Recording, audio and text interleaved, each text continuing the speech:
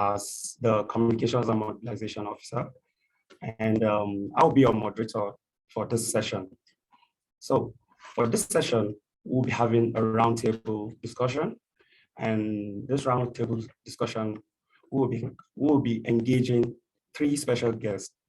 I call them the 3 superwomen because of their immense contribution to development in Nigeria, and they play key role in promoting women participation and inclusion, as well as the girl, child, and young girl empowerment. And they have done this at different levels, both locally and internationally.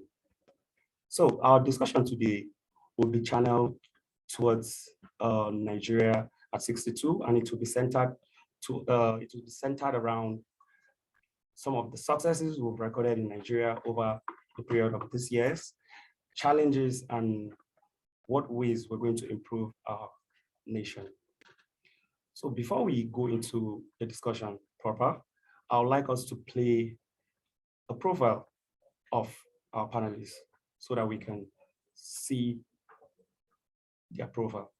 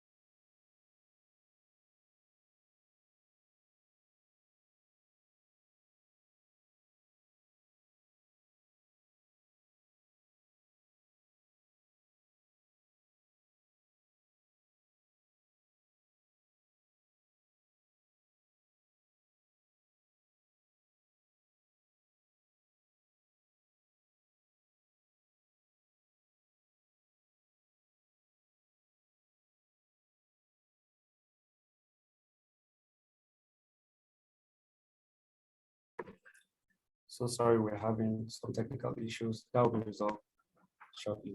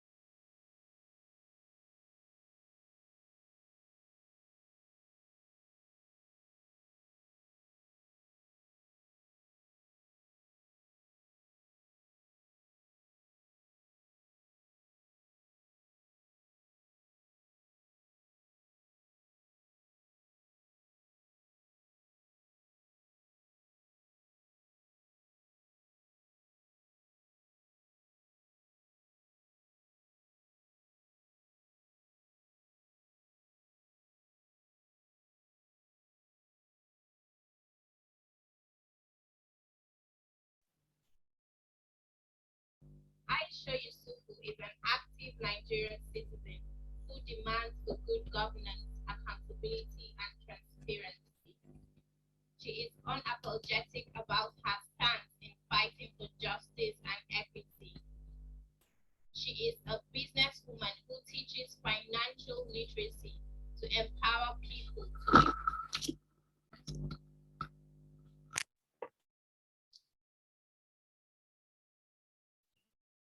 Aisha Yesufu is an active Nigerian citizen who demands for good governance, accountability, and transparency.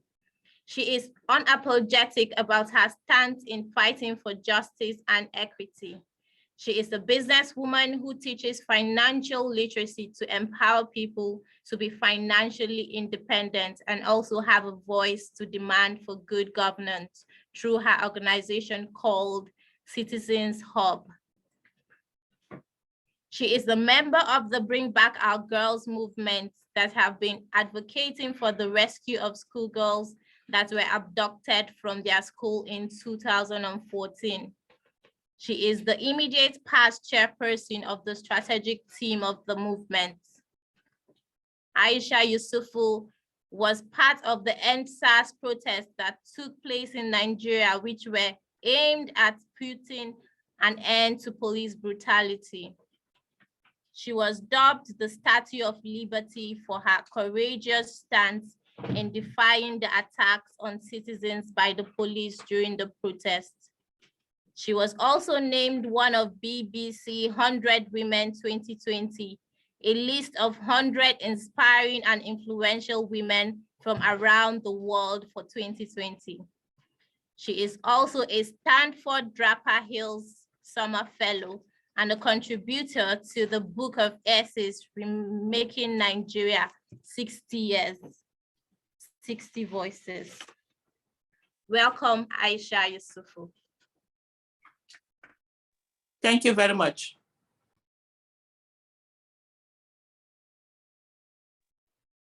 Efe Johnson is the social impact and development practitioner with a focus on education and gender equity.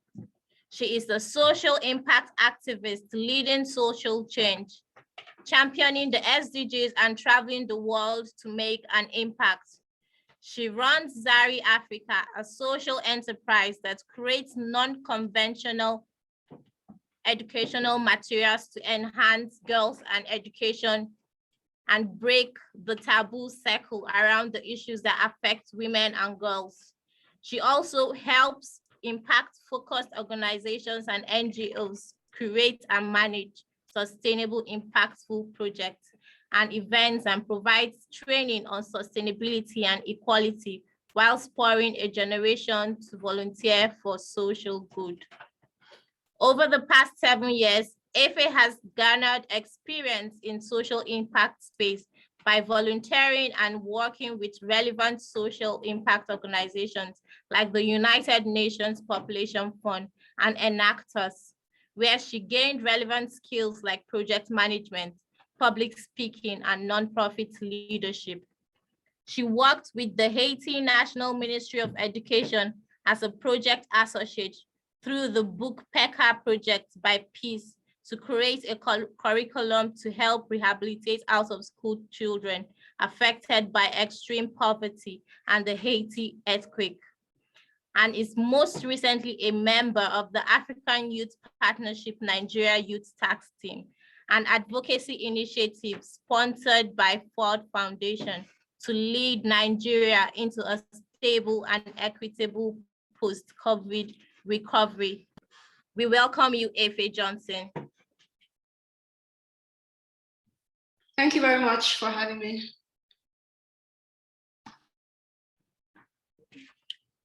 Professor Hauwa Evelyn Yusuf holds a PhD in sociology and anthropology from the Obafemi Awolowo University, Ile-Ife, Osun State, Nigeria, with specialty in criminology and gender studies.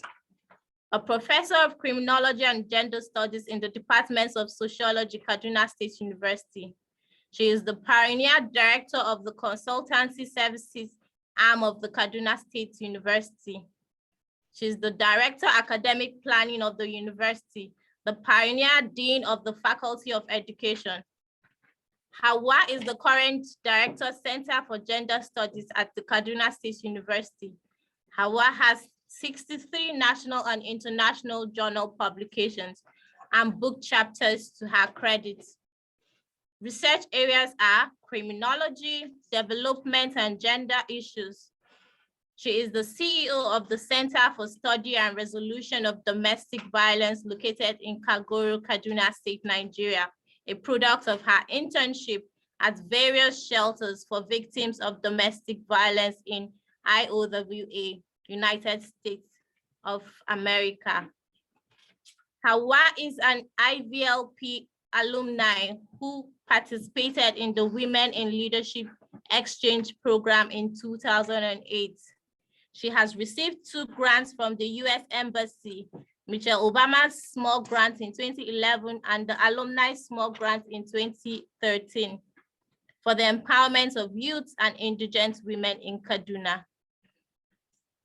Professor Hauwa has served as lead consultant for several researches conducted in collaboration with UNICEF, UN Women, Women for Health, and Malaria Consortium.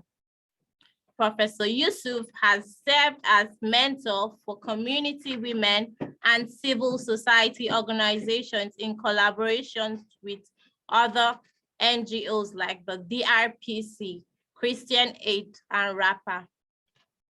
Hauwa is the team lead of the Kaduna State Active Squad Against Sexual and Gender-Based Violence, CASAS.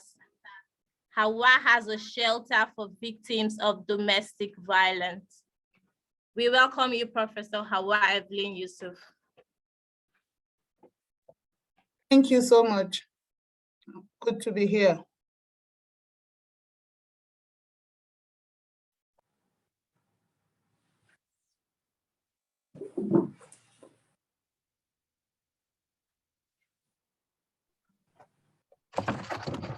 Thank you so much, Rachel. I believe you see the reason why I call them the three super women. In fact, I'm honored to join these powerful women in exploring Nigerians' 60 years of independence. You're all welcome. Thank you so much for having us. Okay, so I would like to channel the first question to Aisha. And I want to ask, during the NSAS protest, you were very, very active. In fact, you had one of the most iconic photo that trended because of your love for the cause and because of the drive you had in the protest. Now, I want to understand what brought about that drive, and we also want to know, were there emotions that push you towards being actively involved in the NSAS protest? Thank you so much. So please let me know if you can hear me. Yes. Am I audible? Okay. Yes, you are. Okay, fantastic. Thank you so much for having me. And I would say the NSAS protest happened during the 60th, after Nigeria's 60th independence. And here we are, it's 62nd one right now. For me, I grew up as a very angry teenager, one who didn't like the bad governance that was happening, the incompetence going on in our country, and the fact that a lot of people were suffering. I was born and brought up in Kano. I grew up in a place called Kwanahudu. I consider it the Ajegule of Kano. So it's a ghetto where girls married very early. By the time I was 11, all my friends were married off, and I wanted education, and I knew how much I was mocked just staying on in school. At the age of 24, I got married. My friends were already grandmothers. So you see, from that level that I was at, but I knew through the books that I read that there was a world out there, and I wanted to explore that world. And I was unapologetic about the fact that I wanted to be part of that world. So for me, growing up, on my 40th birthday, which was on the 12th of December 2013, I realized that I had become the problem of Nigeria. So how did I become the problem of Nigeria? By my silence. I was busy focused just on my life trying to survive. Remember I told you I grew up poor. I would go to school in the morning without breakfast. Coming back home, I wasn't expecting lunch. So I needed to get that financial independence. And so on my 40th birthday, I realized that the way I used to blame adults, that they looked the other way, why government was repressing people and oppressing the people, that I am now an adult that was also letting down the younger generation. And on that day, I said to myself, I will no longer be a passive citizen. I will be an active citizen and begin to focus on national issues instead of just the issues around me and that of my immediate environment. And so 4 months after that, Chibok girls were abducted, and I was on the street on the 30th of April 2014 to march and make demands for the rescue of the Chibok girls that were taken away at that time. And we still have about 100 still in captivity. So it started from there. And for me, during the NSAS protest, I looked at myself and I have children. I also can be a victim. One of the things about Nigeria is the fact that we are all victims waiting to happen. So in terms of emotion, yeah, there were quite a lot of emotion because you see people whose children were being killed right before their eyes. You see people who were becoming victims. And so for me, that was that motivating thing that kept me going. When I started the Bring Back Our Girls movement, I initially came out because I was a mother who had two children. Then one was a teenager, the other one was preteen. And I felt, if my children are taken away, will I stay at home? No. But like a month into the whole movement, I realized that I was no longer there just because of my children, but I was there because of me, the little girl that I used to be, that seeked for help, that begged people to give her books in 1991 when she was writing her SSC, and nobody gave her. By the way, SSC was also the same exam that the Chibok girls were writing when they were taken away from school. And I wrote my own in 1991.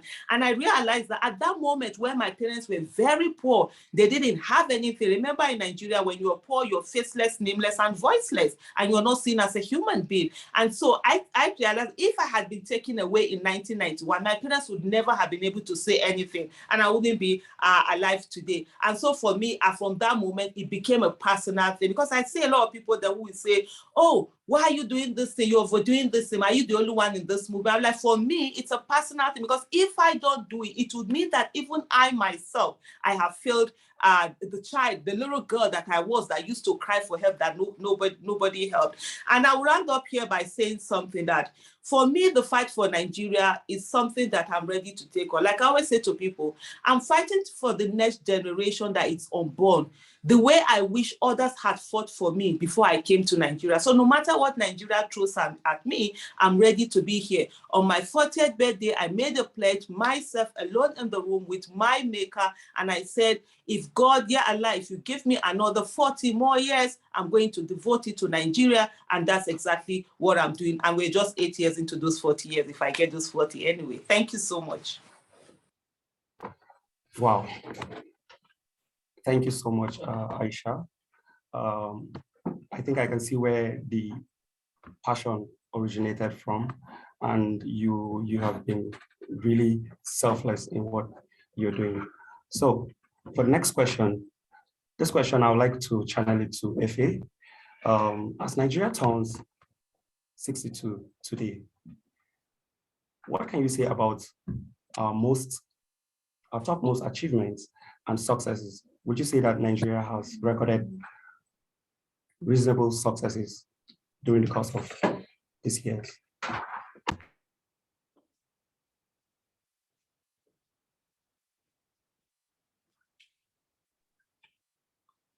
Okay, thank you very much once again for having me. Thank you to the EWEI team, and thank you, Hassy. Thank you, Aisha, for that amazing session, and shout out to my Professor Hauwa. Thank you so much for being here.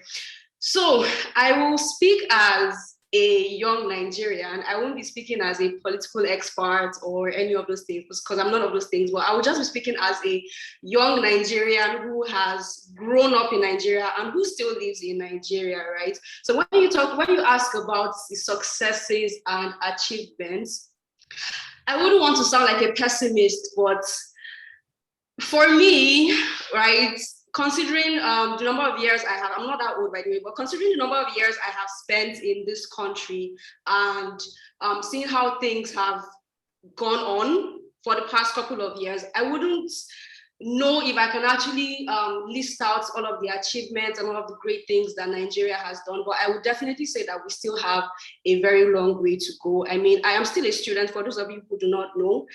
With everything I am doing, I am still managing to, with everything that I'm doing that seems amazing, I'm still trying to finish school. I've been in the school system since 2016, and I am still trying to finish school while still working on my organization, while still working on my NGO, while still traveling around to make impact on all of those things. So when I speak like this, you know that it is from a personal point. I mean, let's look at ASU, for example. Schools have been on strike for almost a year now, and nobody is still saying anything. It is so crazy to me, because I genuinely believe that human capital is the most important thing country, a nation should focus on, right? But Nigeria is joking with its human capital. Nigeria is joking with its young people. Nigeria is joking with the very strength of the nation. Every day we see people leaving the country, and it's mostly young people. Every day we see young people leaving the country. We see the Japa movement has taken over. And it's because the country is not working. So I can't really begin to list out achievements. I can't really begin to list out all of the great things you're asking me to list out when statistics say otherwise, when the people who live in the country will tell you otherwise. We're talking about answers, we're talking about the Japa movement that is happening, we're talking about education. It feels like the entire country is in shambles and nothing is being done about it. And this is why we're having conversations like this. I mean, if the country was all perfect, if the country was all sweet, and if it was really a land filled with milk and honey, most of these conversations would not even need to be had. But we're having these conversations because in all honesty, as a young person, considering the last 10 years, considering the last 20 years that I've lived in this country, I cannot really say that I cannot really say that there are notable, and again, I'm not trying to sound like a pessimist. I believe in Nigeria. I pray for Nigeria every day. I do my part to ensure that the country is getting better. From my own little corner of the world, I'm doing my part. I'm doing my part for human capital development. I'm doing my part to, develop people, develop the nation, everything in the development space. I'm doing my part, and it's because I genuinely believe in Nigeria as a nation. I do not want to Japa. I do not want to leave the country. I do not want to go. Like, Nigeria is my home. Nigeria is all I have known. Nigeria is all I know. Nigeria is literally all that I have. Right, so I'm not trying to be a pessimist, but I'm trying to be very realistic. I would say that 62 years, great. We are happy that we've been able to achieve 62 years of independence, but there's still a lot of work to be done. No, not today.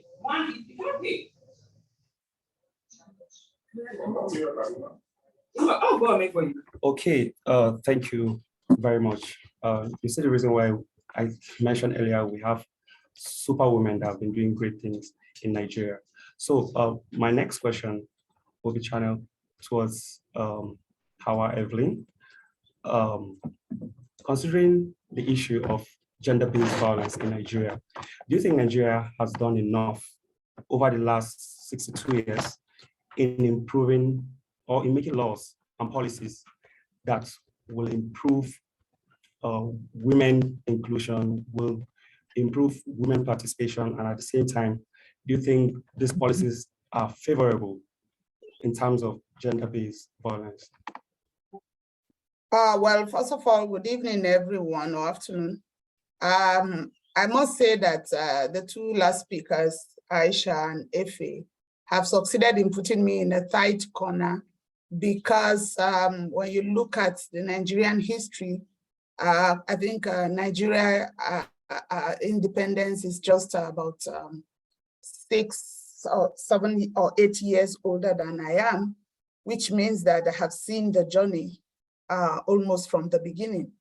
And the terrain has been full of ups and downs. Nigeria, when I was growing up, was something that everybody loved.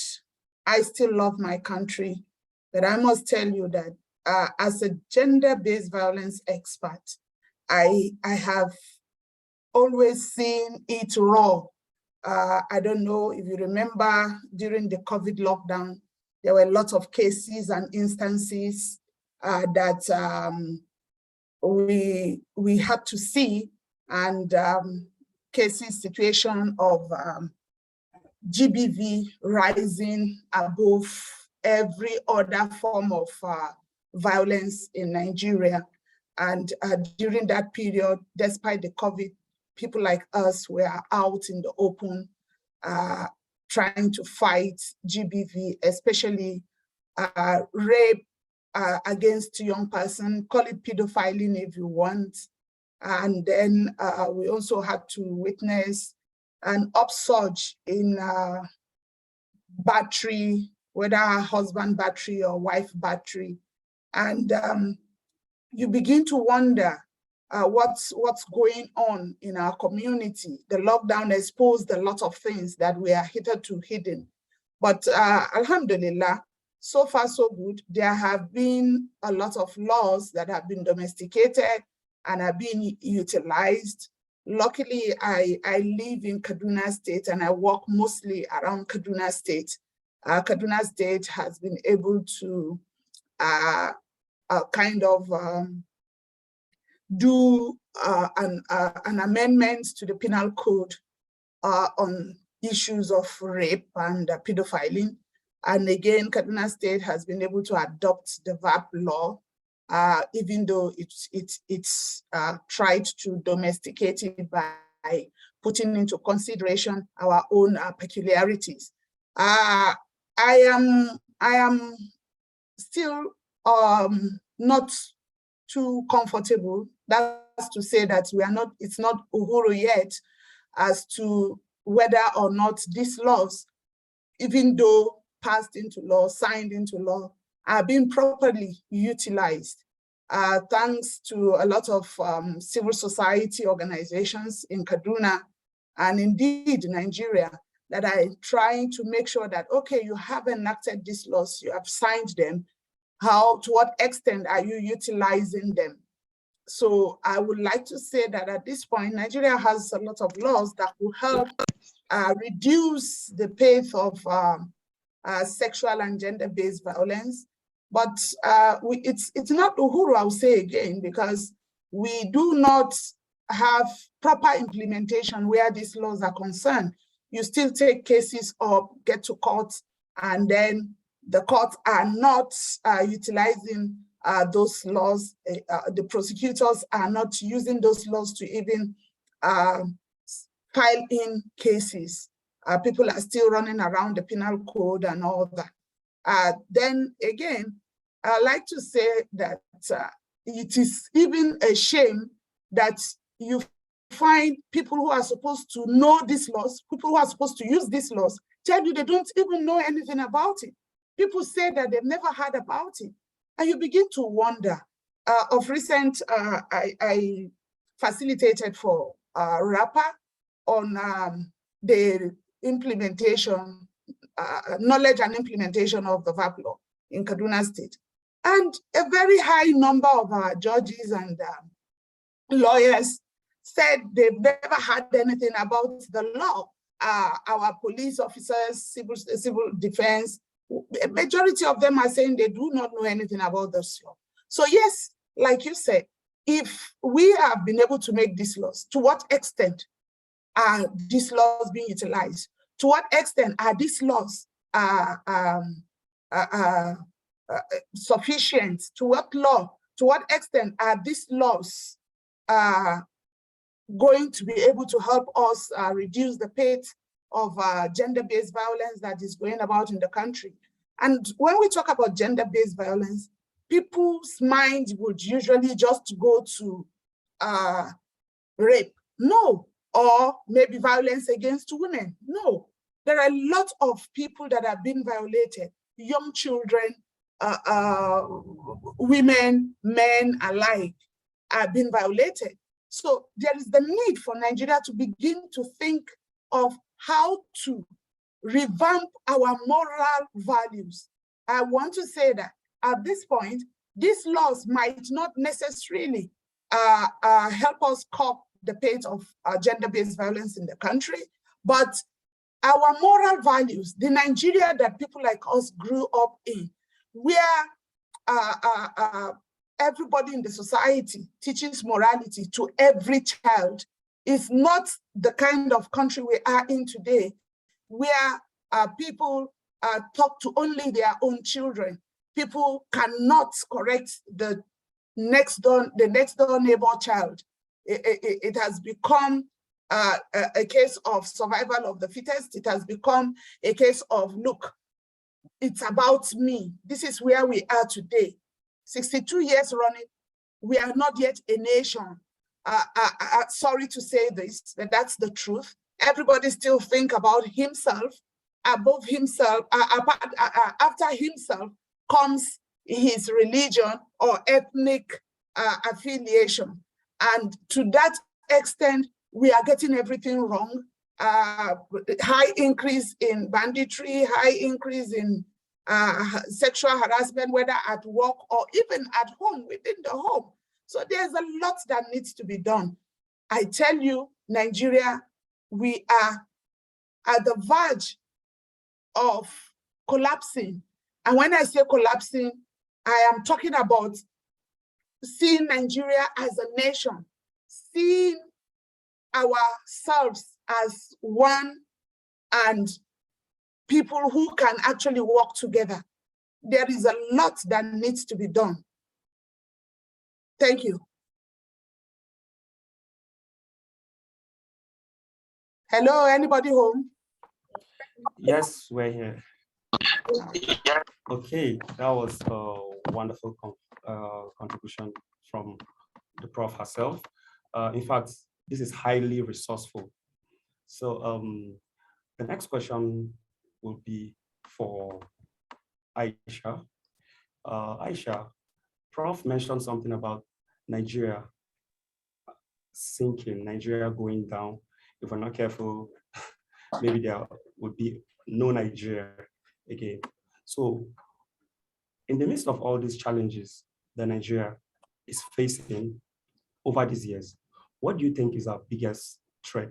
And what do you think is the possible way or ways we can do, or we can improve whatever is happening in the country?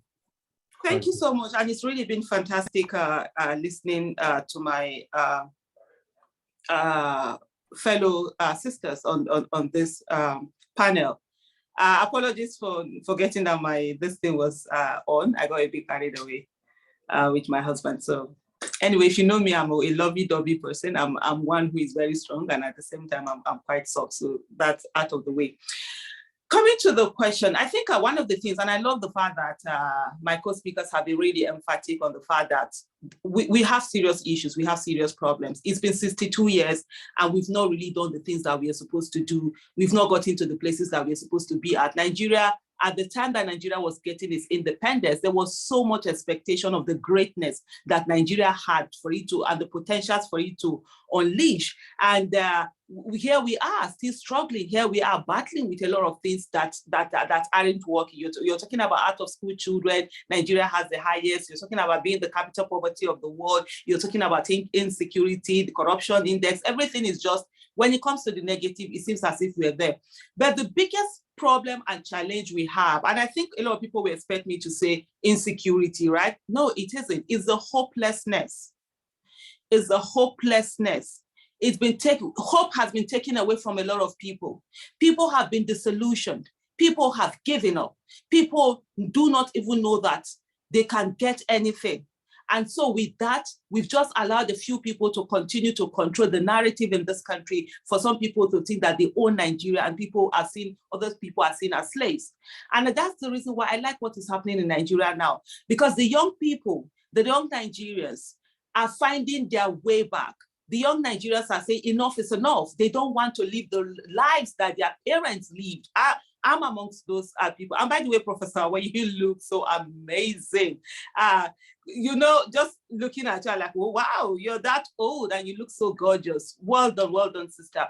You see, those of us, I'm 48, and ASU strike, when I listened to Efe Johnson talking about ASU strike, the first time I started in university was 1992. I finished secondary school in 1991. I started university immediately after 1992. There was ASU strike.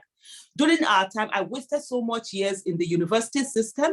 I ended up graduating in 1999. I had to leave different schools. I went to different schools. It's one strike here or the other. And then sometimes we stayed at home for over 9 months when there was no social media. You just stayed in your little corner until when they were announced on the on TV, on radio, that ASU have called off strike. So you see, so you most of you now are the product of those people, those of us who were the victims of ASU. And so it's something that has been conditioned into us to believe that it is normal for ASU strikes to happen. And so we are not even able to fight for our children to say, how can this strike, 1992 to this time, that's 30 years. they still ASUU strike. So is that hopelessness that it's really the biggest thing? There's no sense of unity. There's no sense of nationhood. You see people where, you know, even education, access to good quality education is dependent on the economic status of one's family. And you know what education is? Education is the leveler, is the easiest way to break the shackles of poverty. The new oil is human capital, it's people, it's not the oil, it's not what you have on ground. So all of this has been the biggest challenge. But right now we see a new awakening in Nigeria. And for me, I've said this in several places, and I'm going to say this again today here. I am saying thank you to the Nigerian youth. Thank you for not giving up. Thank you for fighting back. Thank you for standing for your country. Thank you for not believing that you're leaders of tomorrow, but knowing that you're leaders of today.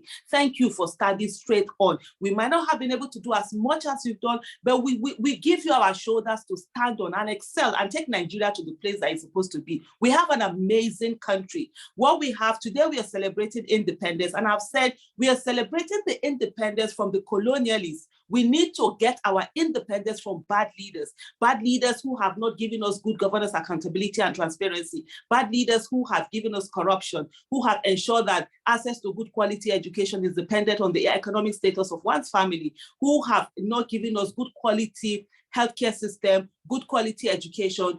You go to anywhere in the country, the same poverty, it's no respect of religion or tribe. You go to anywhere in the country, there's the same unemployment. And so we need to get our independence from these bad leaders. And I think that's what is happening today. So I would say to every one of us, the greatest weapon of the oppressor is the mind of the oppressed, according to Stephen Biko. And Nigerians right now, they're getting back their minds and they're saying that indeed they're going to work for their country and ensure that we have a country where the child of nobody can become somebody without knowing anybody. Thank you.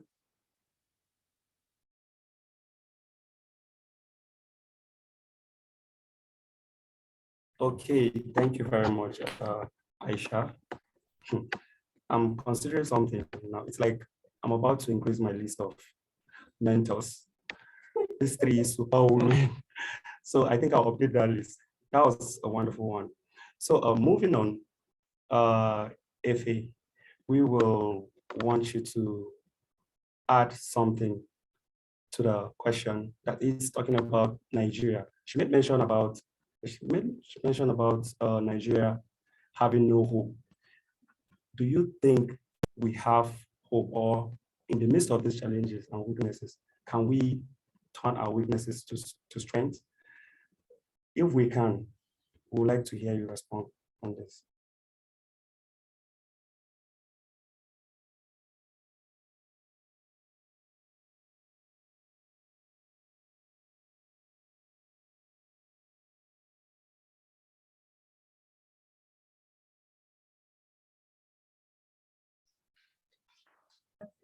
Thank you so much once again. Thank you so much, Aisha. That was so powerful. On the question, can we turn our weaknesses to strength? Of course, there's always an opportunity to turn around bad situations. Of course, there's always an opportunity for growth. There is always an opportunity for progress, is what I would say. And I believe that we can already see that happening. I am so proud to be a young person in Nigeria right now. It may not sound like the cool thing to say, but I'm so proud to be a young person in Nigeria right now. I'm so proud to see the movement. I'm so proud to see the passion. I'm so proud to see the drive in young Nigerians, the willingness to take back their country, to take back their lives into their own hands. I'm saying they are, because I'm also a young person. So it is such, there has never been a time like this. And it is so, it brings such hope. It brings such hope that there is indeed a future. It brings such hope that there is indeed a chance for us to get better as a people, as a country, as a nation. Like, hope is just the word. Right, because I believe that what has kept us back in the past years was hopelessness. When you look to different sectors in Nigeria, you feel hopeless when you consider the educational sector. You feel hopeless when you consider the economy. You feel hopeless when you consider bad governance. Everything that has happened in the past that has kept us in this situation is just, hopelessness has been the cap of it all. And then seeing this sudden revolution, I'll forever be grateful for NSARS. I'll forever be grateful that I was able to participate in NSARS. I'll forever be grateful that such a movement, right, was birthed. Like, it was such a revolution, and it just shows hope. It just shows that there is hope, for us to have a better country. There is hope for us to, get better as a people. There is hope for young people to progress in Nigeria. It doesn't sound like such a sensible thing to say, but it does show that there is hope. And so, yeah, without hope is something we can start from. Hope is not in itself a complete strategy, but it's something we can start from. It's something that shows that, there's a possibility to get better. And that is something, that flicker of hope, no matter how little, is something to hold on to. So yes, I'm grateful for hope. And with that hope, I believe that we can truly turn the country around and make it what we've always wanted it to be. But I'm so proud. I'm so proud to be a young person. I'm so proud of all the young people in Nigeria stepping out, fighting for their future. And I believe that it will eventually translate to something. If our leaders are willing to also see the country get better, it will eventually translate to something. Okay, thank you very much, Efe. That was a wonderful contribution. So I'll be channeling this next question to our prof in the house. Considering the theme for this conference, which is increasing women's participation in addressing global and local challenges, do you think that Nigeria over these 62 years have done enough in making sure that women are being inclusive at different levels in national building and otherwise? In fact, I saw a document recently that 95% of the world presidents are male. So when I looked at it, I was like, this change we want to see, this inclusion we want to see, is it really visible? I wanted to respond to that question. I laugh in my dialect when you say with 95% male presidency in the world, whether or not we can break the barriers, just like this year's 16 days activism theme was. I assure you we will break the barriers. What we need is more persons who believe in the fact that women are indeed useful. You see, the patriarchal nature of the world at large, and I wonder where we got it wrong, is what is hampering us. And the fact that we women have been brought up not to talk, to just accept things the way they are, that is what has been delaying the progress. But with the likes of your panelists and the Nigerian youths today, I want to assure you that if we replicate this all over the world, if we have these replicas all over the world, we will get there someday. It's just that there is the need, you see, this conspiracy of silence that has been going on for a long time due to our socialization process. And again, here, I like to point out that we as women have always been the problem of women or the problem of the society, because we are the major socialization agents. And instead of bringing all our children on the same pedestal, we, the women, are the ones who try to put one child above the other based on the kind of background that we have. Not until we as women begin to understand or appreciate the powers that God has given us as women, not until we begin to appreciate the fact that we are born leaders, not until we begin to move away from the patriarchal stereotype that we have grown up with, we are never going to get there. And that is why when we see the likes of Aisha And by the way, Aisha, I'm not saying this to flatter you. I have been a fan of yours over the years. I have watched keenly the way a typical girl who grew up in northern Nigeria and who is a Muslim is able to stand up for her rights. I admire your courage. Why? Because a lot of us, especially women, have always not thought that we have anything upstairs. We are always timid. And I like to appreciate your husband, because without his support, unfortunately, you can't get to where you are. Because Absolutely. In most cases, the problem we have as women is because the husbands we have are completely patriarchal in nature and do not believe that we can be any better than the past. And that is why a woman finds it difficult to come out to campaign and win elections. We are always listening to what others have to say. We are always looking at, if I go out, what will happen? So there is the need for we as women to also pick up this courage and begin to talk. Anybody who is close to me, who knows me, knows that I will tell you the truth, no matter how blunt it is. People say I'm arrogant because I'm too blunt, but well, I say it the way it is. If at the end of the day you feel offended, I'll tell you I am sorry, but I would have made my point. So it is very important for women to begin to move out of their shells.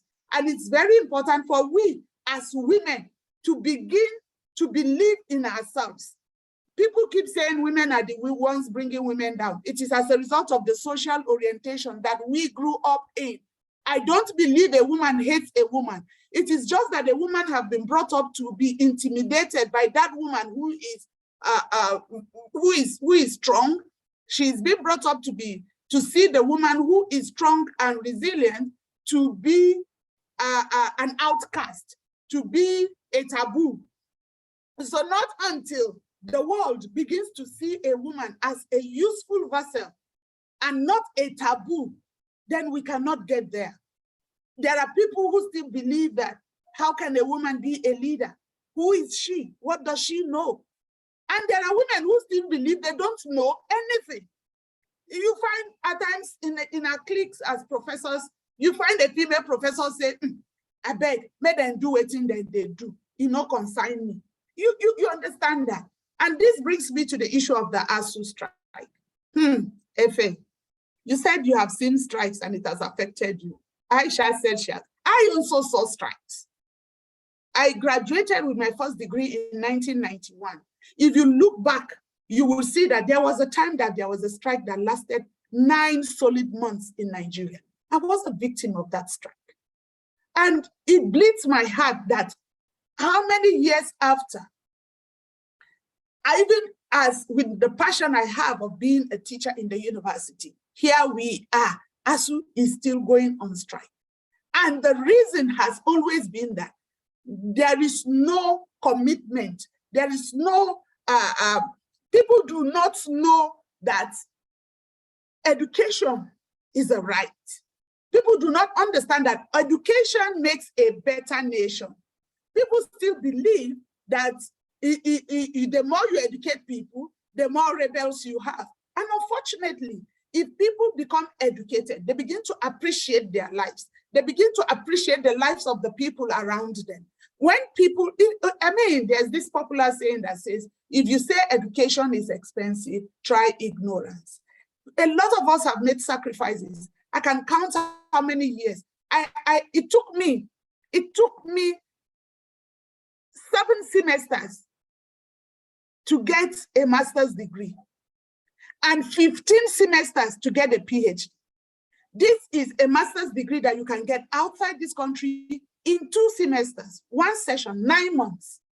This is a PhD that you can get in 3 years if you leave the country. And yet people think that those of us who insist that this system should change to encourage the youth to get education and at the right time, that we are being wicked. It's unfortunate that you claim we sign documents and then we don't honor them. governance is continuous as far as I know.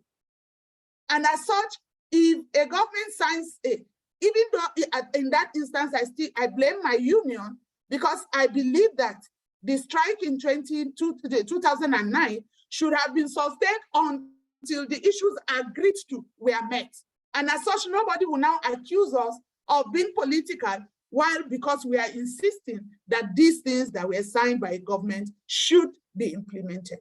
So yes, sorry, Efe and other young ones that are still in school, this thing is affecting us. Those of us that are your lecturers are also being affected. I have two daughters who are in final year. One of them was supposed to have finished her exams in early March, I think March 12 or 13. Her mates in private universities are already almost done with their service year. She's still at home. She hasn't written her exams. So because ASU is on strike. So it's not as if we are on strike and our own children are studying abroad. And the reason why we should also begin to ask questions. Why is it so? Why is it so? There is the need for women to be involved in the struggle to liberate the education system. As long as we, the mothers, continue to keep quiet, we cannot get there. As long as the female children we have given birth to are timid and are not willing to speak out like Efe is doing, like Aisha is doing, then we are in big trouble. We need to change our mindset. There is the need for women to begin to believe in the fact that they can make it and they can make the world, not just Nigeria, because this deficiency in women inclusion is not restricted to Nigeria alone. But on a lighter mode, I may want to hike my governor, because I think 75%, if not 80% of his commissioners are women. But then women need to be in the forefront. I must tell you, I was shocked that Hadiza is not running the governorship of Kaduna State. Because yes, she has shown that she's a good leader. She has been able to assist the EWEI administration, showing the quality that women can bring into governance. So why not hand over the mantle to her? Why must she always be second fiddle? Hello? Why must she play the role of deputy all her life? Thank you. I come in peace.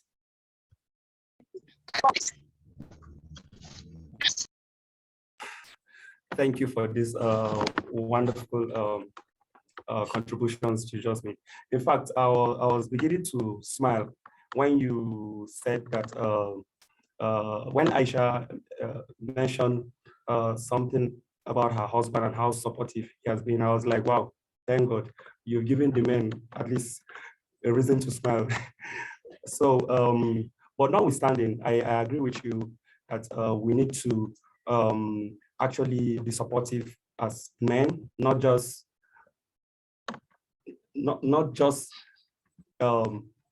being there as men, as partners, and we're not supporting the cause of women. So I agree with you strongly on that. So moving to the next question, Aisha, Prof mentioned, she said something about elections and women's participation in election.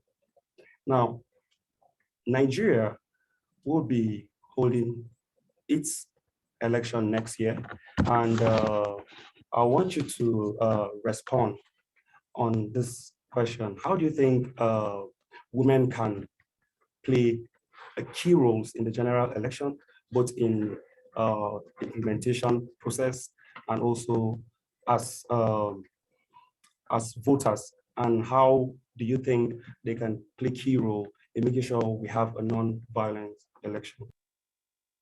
Thank you so much. And I was just listening to Professor Hauwa, and I was just really smiling. And I love how she ended it with the fact that, oh, women are always seen as deputies or assistant or something.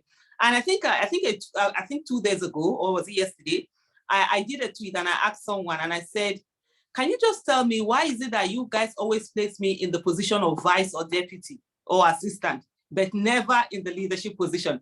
So because it was such a, he did a sketch like a football feed. I know how you place your players, and he was like, oh, this is Obideti FC football club, and then he placed them, and I happened to be the assistant coach. And I'm like, you understand, even if it's a box of a carton of tomatoes and Aisha Yesufu that are going to run for office, they will still pay that carton of tomatoes to be president or governor, whatever, and then Aisha Yesufu as vice president. I was like, is it my gender or is it capacity? I was like, I'm really curious about knowing. But that's just the thing. The thing is that as women, we are always, there's a cap that is always put on women. And even when you were in school, like it didn't start today, it's a conditioning that will take a very long time for us to change, and we need to have to start working on it. Even in universities, in schools, you were always told to run for the deputy, run for vice president. If you're going for president, they will tell you, oh, don't do that. And for me personally, I was so angry when they created that Ministry of Women Affairs. I was like, I don't have a problem. Why are you creating a Ministry of Women Affairs or something? Because what it does is tokenism.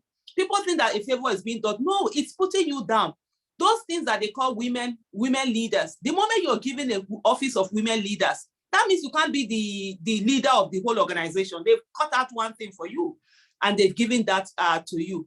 So first of all, we need to work on the mindset, on that limiting mindset that we've been handed over with. Most of us were conditioned throughout our lives. We're told that we can't be anything. It's only through our husbands we can be this and that and all of that.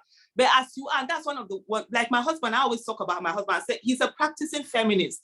He was somebody whom I met, when I met him in 1997 and we started going out together, the first thing he said to me was that you need to get a 2-1. You need to be, I was just this kind of a lazy student, E's, pass or whatever. And I really worked on it. 1998, that was when we got married. That 1997, he also said to me, you need to have your own money. You need to be financially independent, because when you're financially independent, you are able to make your own decision and nobody will put you down. It was like, oh, if anything happens to him, you'll be able to take care of yourself and our children if you have them. He's a chartered accountant. He used to be an auditor working around. And so for me, that was the first time I'm like, okay, because all my life I was told that it's only through a man. Sometimes you find my sisters, women, they're only praying for their husbands to have money. They never even have time to pray for themselves to have money. So for me, it was just that shift. You know, there was a paradigm shift. And for everybody that is listening, I'll say to you, there are absolutely men who are supportive, who believe in strong women. My husband takes so much pride in my success. He's my teacher, he's my mentor. He is one person who loves to see women thrive and grow. And and he's so comfortable in his manhood. And of course, he gets the respect. I don't know where these people feel that, oh, you must be somebody that is oppressive. You must not allow your wife to work or any of those things. That's the way they will come out as being whether strong men or something like that. No, that your strength is not in your physical this thing. Your strength is in your mental capacity to be able to understand that another person can thrive where you are, and you can take pride in it. It's just like saying either your child grow or somebody close to you growing. There's a need for pride to be taken in that. So having said that, coming back to the question squarely, I will say to you that in politics, women have been the ones that have mainly participated in politics, women and youth. The only problem is that the 1% of the 1% are the ones who take the benefits of that political participation. So one of the things that we've been brought up with as women is that we were brought up to be sacrificial. So even as a young girl, you were told, even your own senior brother, you were told to look after your own senior brother. Hey, you should have known, now you should do this. At home, while our brothers were playing football outside, we were busy cooking, we were busy sweeping. Like I always say to my mom sometimes, I say, Mom, see, I didn't come to this world. They didn't put broom in my hand when I was coming to this world. Neither did they put pots and pans. So how did I come here and all of a sudden, I've been assigned all of these gender roles? And I love what Professor Hauwa did talk about, that women, of course, as mothers, we also contribute to this thing continue. I have 2 children, a boy and a girl, and I treated them the same. I didn't have time to say that, oh, because you're a boy, you be in the kitchen, or because you're a girl, you've been. No, everybody had to be there because you're going to cook. It's a life skill. It's not a gender skill. And one of the things that we operate, myself and my husband, is that we do strength-based roles, not gender-based roles. I will quickly share a story with you. My mom came to stay with me for some time, and then I wasn't cooking. The chef was cooking. She was like, one day she was like, why is it that you don't cook for your husband? And like, there's food on the table. Food is being cooked. We hired somebody who can cook very well, a can cook professionally. And she was like, this one, as soon as she was talking, my husband came in. So I not jokingly said to her, your mother-in-law is worried about you. I was Mama, what he said, hey, I want to apologize to you. So my husband was looking at her saying, hey, I see that Aye, that's what she calls me, Aye has not been cooking. So my husband said, why should she cook? I think it was such for my mom, it was just like, okay. I was like, but there's somebody, the food is being cooked. So there's no need for her to be the one to do. And then when he left, she was like, it's your husband that is spoiling you. And, I get that a lot. So instead of the control of this thing that gender-based roles, that it's like, as a woman, I don't like cooking. When my husband proposed to me, I told him I don't like cooking. Yes, I've had time I've cooked for him when I like it and I want to. When I don't like it, it's okay. And so when we have this respect for each other, it goes on. So like I was saying, because we were brought up to be sacrificial, so anything that has to do with, if there's any gain for something, we shy away from it. That's why, but you see in activism, and I'm sure Professor Hauwa will tell you more of this. In all of the activism where there's a need for Jackie work, it's women that are there. Who are the people who are doing leadership when it comes to PTA? It's mostly women. Any form of leadership where there's no payment, there's no any gain to be gotten from it, go and check it. It's mainly women. By the time there is gain, there is money, there is position, there is access, the women are pushed back. Because we've been brought and say, let them not say I'm doing it for the money. Let them not say I'm doing it to get position. So we keep taking ourselves, and the person that didn't even do anything, they'll be the ones to come and take over the largesse or whatever it is. They call it national cake. So women have been participating in politics. They've been in politics. They've been the backbone. Voting is women and youth. And so what needs to happen now is a mindset shift that needs to happen to tell women that it's okay to be in leadership position. It's okay, like Dr. Obieze Kwesili would always say, she said, leadership is gender neutral. It's okay to be in leadership position. It's okay to lead. The politics and everything, it's about how are you going to, let me use Hausa, telling economic empowerment. How are you helping your people, raising your people? And that's what women do. Ironically, women are the ones who are taught from childhood to be leaders. We were brought up to take care of our siblings, to take care of the house when our mothers were not around. We were even when we were 6 years old, we were made to be leaders in the houses. And then when we grow up, then we are suddenly told that we can't participate in politics. So there needs to be that mind shift to know that yes, we can be in leadership position. And I love what is happening now. A lot of women are running for office. After what happened the last time where the National Assembly threw out all the bills that were related to women, even a bill as simple as, if I married a man that is not Nigerian, let me be able to give him citizenship, just like my male counterpart does. They threw it away. All the 5 bills that were related to women. And so a lot of women got anger, like we're going in and going to be at that table. One of the things we've had is that when women participate in politics, they insult you, they abuse you, they call you all sorts of things. I would say this category for any young woman who is listening to me, for any older woman who is listening to me that wants to be strong, that wants to achieve shatter glass ceilings, own the Ashawo label. They will call you prostitute, own it. When my daughter was 16, I had the prostitute talk with her, and I said to her, the moment you start achieving things, they will call you this. So don't let it bother you, because they called us also, they called your mothers, they called our grandmothers, they called our great-grandmothers, because that's the way they pull you, that the moment you start defending that, you now no longer go on to achieve. So the thing is that focus on it. So that's what we need to do now, is to be deliberate. There needs to be deliberate action. I have said after the 5 bills were thrown out by the National Assembly, I made up my mind that 2023 for me is going to be about gender, female gender. And wherever I see a woman that is running for office, I'm going to vote for her.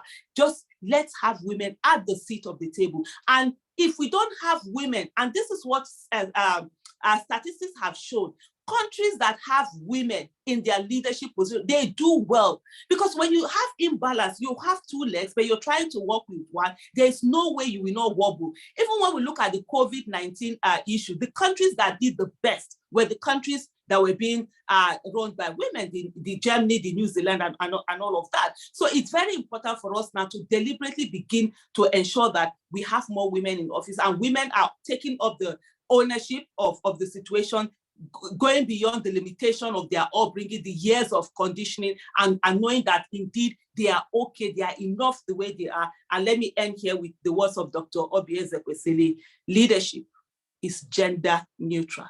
Thank you. Wow, that was really a wonderful contribution. In fact, this discussion is getting heated and it's like we're on fire. We might just need the fire service to come to our rescue on this one. So I really wish we can continue talking because it is really resourceful, it is educative, and it's participatory. I can see people dropping comments, wonderful comments, codes. Just keep them coming in. So I would like to ask Efe one last question before we go to the Q&A, questions and answers segment. Efe, I want you to respond to this. Over the years of Nigerian existence, and we're 62 years old today, we've seen the efforts of CBOs, NGOs, government establishments, international organizations in making sure that they support projects and initiatives that will bring about women inclusion at all processes in Nigeria and globally. Do you think their efforts have any significant impact, or do you think we still have a lot to do?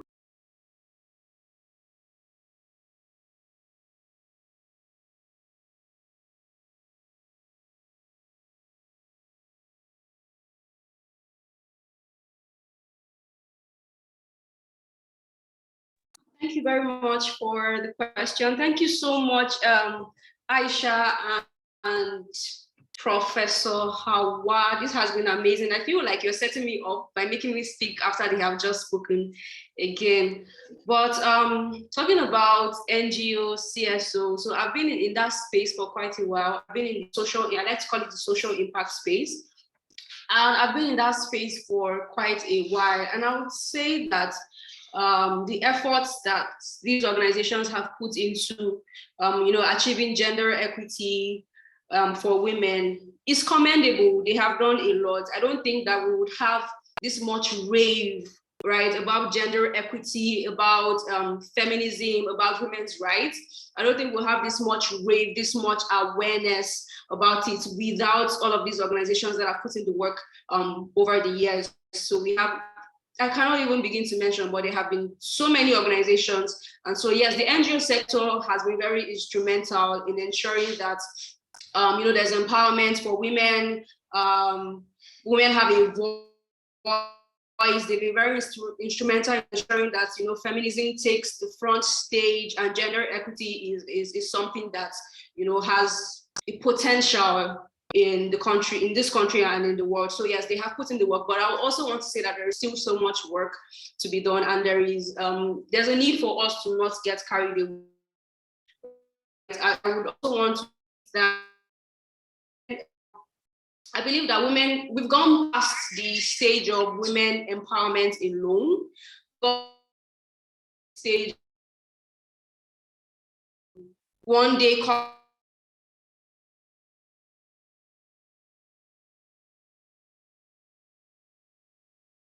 empowerment schemes like teaching women to make liquid soaps, for example, because some organizations still do this. Like, I'm not trying to trample on those organizations, but I'm saying that we have, the world is fast moving, and we need to, if we're truly interested in development, in the real sense of the word, to develop, right, we must also move past the stage of just that kind of empowerment. So there's technological empowerment,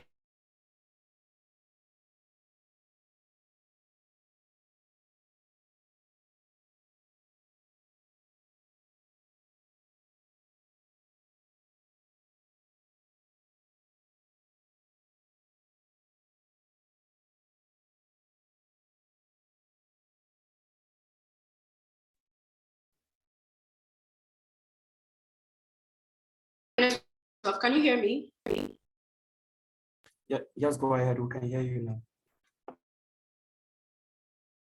Okay, so yes, I would say that although a lot of work has been done, there's still so much work to do, and we have to move past the stage of just empowerment now. Women need leadership position. Don't just empower women, because I feel like that empowerment is an excuse to keep women in a certain level in the society. So when you talk about women empowerment, what comes to your mind is teaching or teaching women to sew, for example, or all of these basic things, right? When the word is fast, when you want to empower men, most times you don't gather a bunch of men, a group of men, and tell them you want to teach them how to make soap. Most times you give them leadership development, you give them technological empowerment and all of those things. So I would say that if we really want to bridge the gender divide and we really want to achieve the gender equity we've been talking about for the past couple of years, I would say that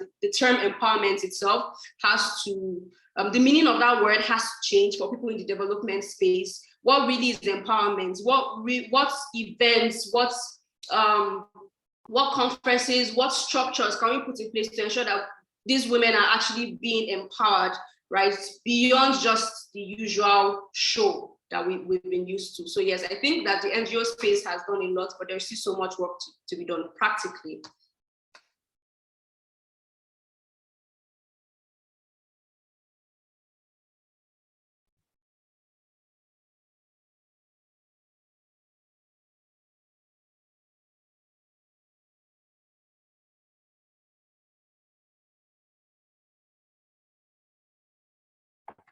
Okay, thank you very much for your contributions. And we are really, really excited about what we're discussing here. I mean, it's a learning process for some of us, and it's an educative session for some of us.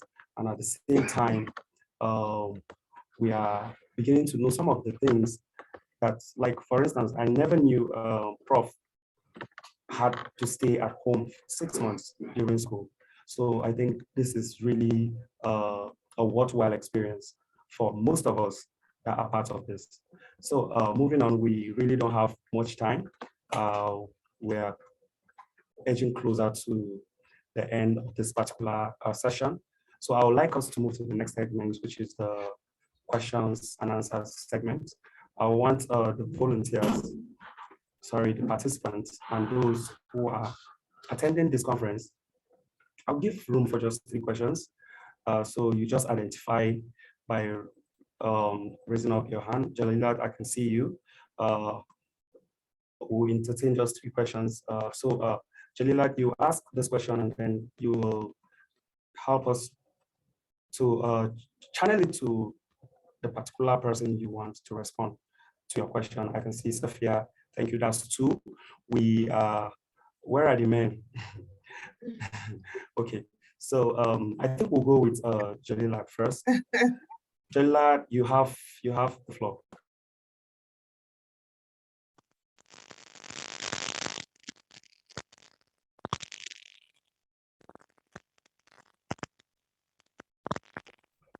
Hello, Jalila, are you there?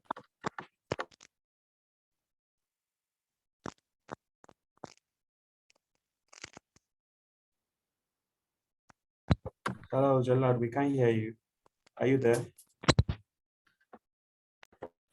Can you hear me now? We can hear you now, Jalila. Go ahead. Okay, so my question is, I saw a tweet sometime last week that says it is better to empower 100 men than to empower 1,000 women, because men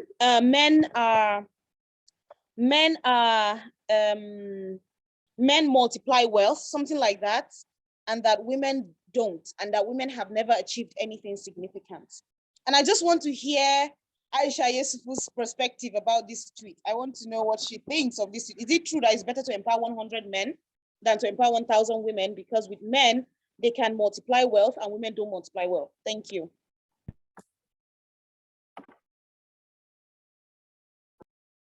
I think it's better we take the questions, then we'll answer them, because otherwise since we don't have much time. So okay, I've written this question down, yeah. Okay, thank you very much. So Sophia, can you ask your question? Yeah, absolutely. As a matter of fact, it's not too much of a question. It's first and foremost a big thank you to the ladies for being on this panel. I'm absolutely excited. Thank you, Prof. Evelyn, Hauwa. Thank you, Efe, respect. Aisha, you're amazing. I even sent you a message during your session. You're amazing as usual. I want to say again, a big thank you for encouraging us and inspiring us. The other thing I would like to say is that for EWEI, our approach to empowerment is a lot about mindset, aside from skills acquisition and so on. It's about the mindset and the things that we've all been saying. We, even as women ourselves, need to go beyond what societal norms, gender norms, and so on have placed us to believe that that is all we can do.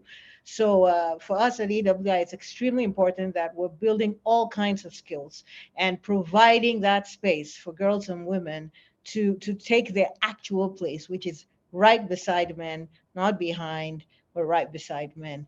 Thank you.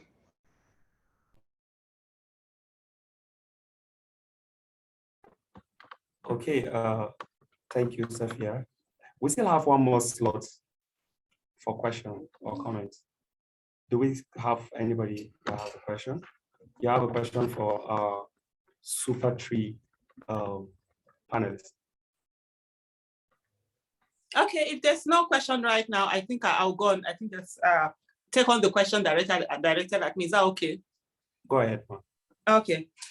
Yes, Jamila, thank you so much for that question. I think I saw that tweet also. Normally, in my normal usual way, I would have really sat down to do a thread on that particular tweet, but there's been so many things happening, and sometimes you just have to your energy just directly. I just looked at it, I laughed over it. First of all, I will tell you that that is not true. Research has proven again and again. I think I need to get the statistics down. It's always better when you have wealth in the hand of women. What happens is that let's even start from the basics.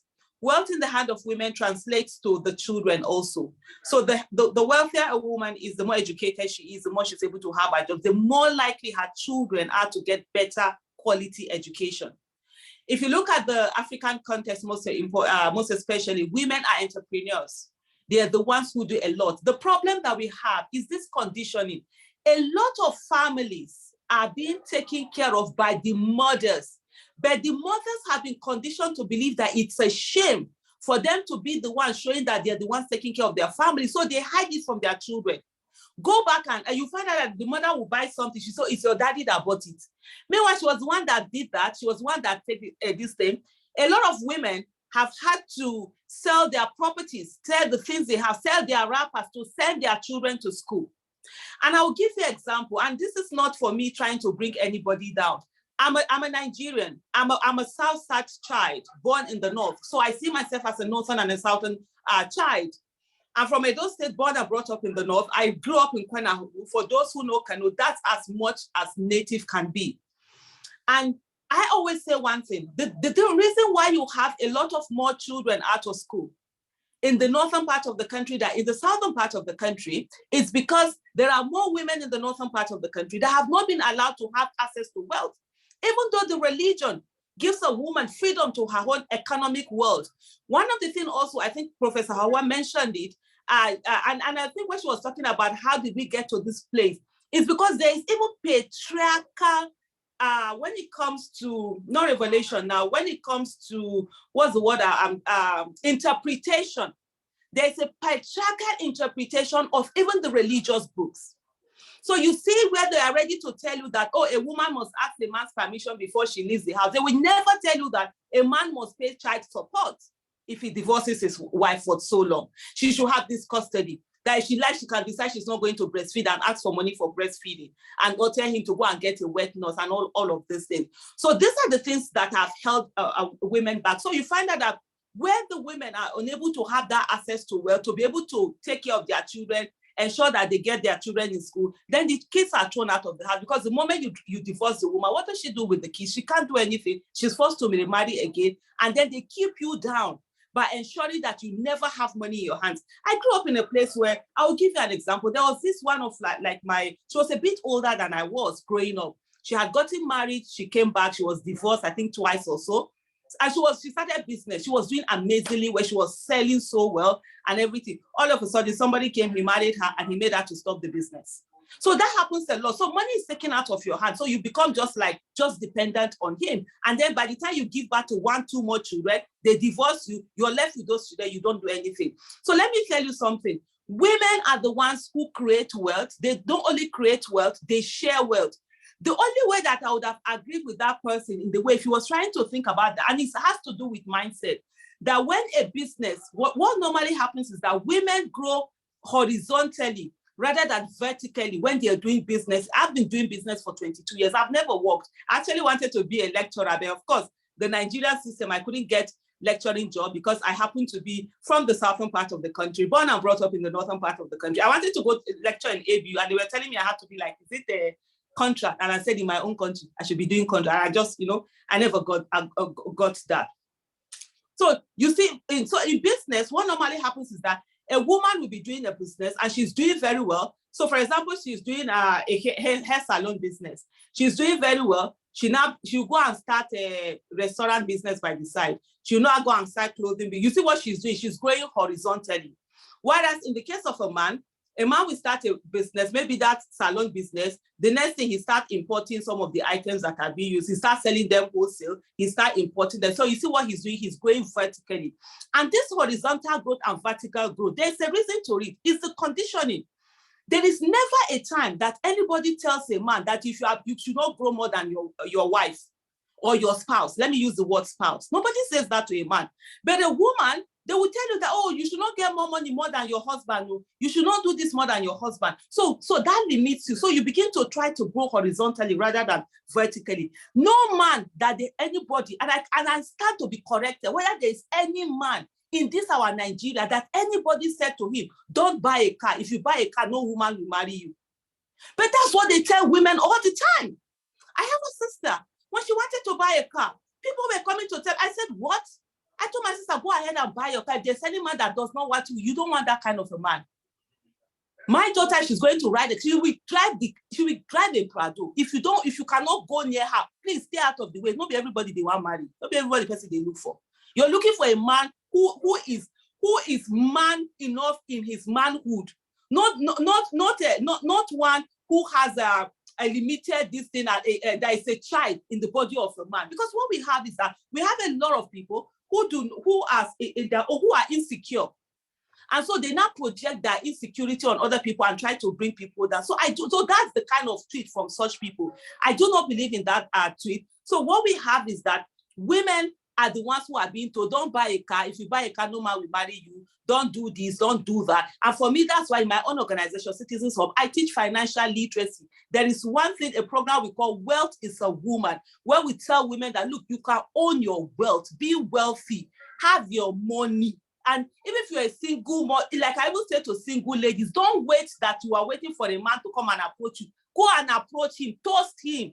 I was 23 when I met my husband. He did not see me for granted. I meet toast him. Today we've been married for 24 years, happily married. I didn't wait that, because one of the things I said to myself was that, and this is who I am all my life, I've never waited for that a man will come and be the one to talk. I'm like, why? Because this is how do you want to be a passive participant in a relationship that is going to last you a lifelong? So you are waiting, even when you're waiting, so it's only the anyhow people that came that you now choose from them. No, I will go out, and the worst thing that will happen, you will say no. When they say shoot your shot, shoot your shot. I shot my shot 1996. I met my husband December 13th, 1996. That was a day after my 23rd birthday. So you shoot your shot. If the guy says no, it's no. But you sit down and refuse because they tell you that you should not go and do this. And no, that's not the way it is. So some women, I said, don't wait. Even when you have the money, go out there and look for the person that you want to look for. So I think on that question, I would say indeed, no, it is not right. Women share what, there's also another thing they talk about, that women are women's enemies. No, women are not women's enemies. Women are the biggest women's cheerleaders. We've been here, see the way we're giving each other amazing positive words. The people who tell us that women are women's enemies, they are selling us a lie so that we will not be united to fight them. Because if you are not united, you can't fight them. So they tell you are each other's worst enemy. If somebody comes to, what about the men that have not been doing anything? In the last election, there were men that scored 0 votes. Nobody is going to tell them that men are men's worst enemy, because when they even paid 100 million naira to go and get 0 votes when they went for their primaries. But nobody will say that, oh, men are men's worst enemies because now a man got 0 votes. But they'll be quick to tell you that women are women's worst enemies because a woman got 0 votes. So these are the things that we must be deliberate in not allowing them to keep planting them in our hands. There's also another thing that happens.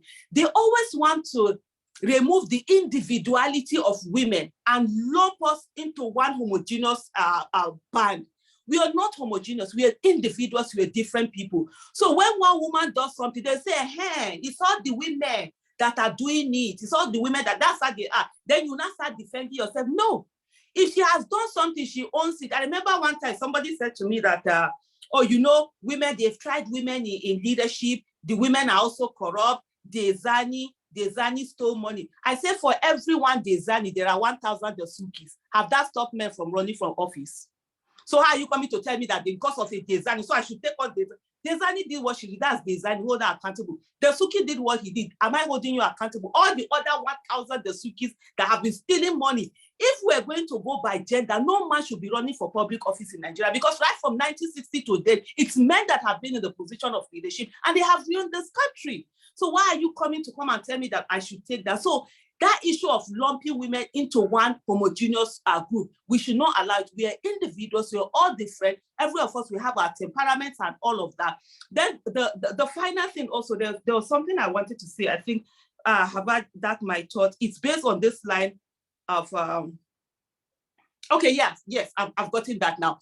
And I'm glad I'm not missing this point. You know, one thing they also do when they see women who are strong, when they see women who stand up, who are doing things, who are successful, guess what they say to you? Oh, you are behaving like a man. I'm like, no, I'm not behaving like a man. I am a woman. I'm behaving like a woman. Even as a child, I kept telling that small thing, you should have been born a boy. So I said, no, I'm not a boy. I am a woman. So it's as if they are trying to say, you know, this goodness in you is because you have something that looks as if you are a man. You know, Aisha, you should have been a man, you are, but no, because that's what they try to do. They now take away the thing that we are as women and begin to ascribe it to is the male gender that is sort of like an anomaly in you, that you are not just lucky to be able to get something that they made. No. I am a woman, whatever it is I have, the same way you will call me bad when I do something that is you don't like and say it's woman. Don't carry what is good in me and say it's man. So that for me, I think that's what I would say. And I'll quickly round up here to say that, look, society will always be society. Society, we want to dictate to you what you will do. You must be able to stand for your right. The time has come for us to shatter the glass ceilings. When my mom was talking about that food, and I said to my mom, I said, who is it that brought this law that it has to be women that will do the cooking? My mom said, it is our ancestors before us. So I said to my mom, me too, I'm going to be other people's ancestors. I'm going to set a new rule so that the descendants, they will have something to follow. Thank you, everyone. Well, can I do a kind of last response?